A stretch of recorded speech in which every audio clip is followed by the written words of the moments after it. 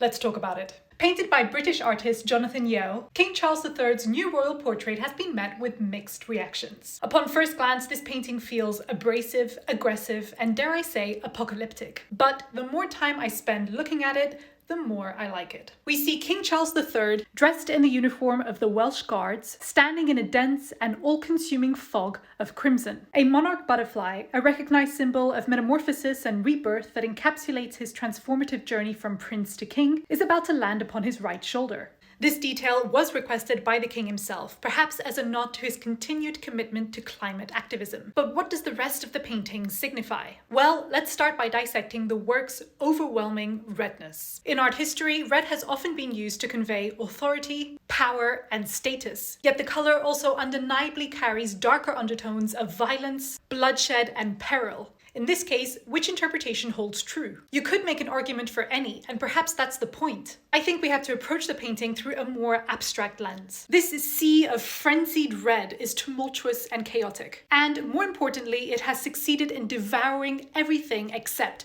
the king's hands and the king's face. In other words, in the midst of a storm that I interpret to be our modern day world, King Charles remains calm, serene, stoic, and in control. Isn't that exactly what you would want from a leader? Someone who is able to affront turmoil of any kind with unwavering composure. King Charles's gaze is direct without being confrontational, and his expression almost speaks of compassion. This is heightened by the inclusion of the monarch butterfly, an endangered species that finds solace and comfort in his presence. With his hands resting on his sword's pommel, he is completely unfazed by the red confusion surrounding him. I think this painting embodies the concept of leadership amidst the fragility of our contemporary world. Yes, it's abrasive, and yes, it's uncomfortable, but how can such an immense responsibility be anything but uncomfortable? The painting's power lies in its unapologetic innovativeness. It's fresh, it's unexpected, it's loud, and it's controversial, and as a result, it's highly memorable. For a portrait of a 21st century monarch, I think it's pretty darn good.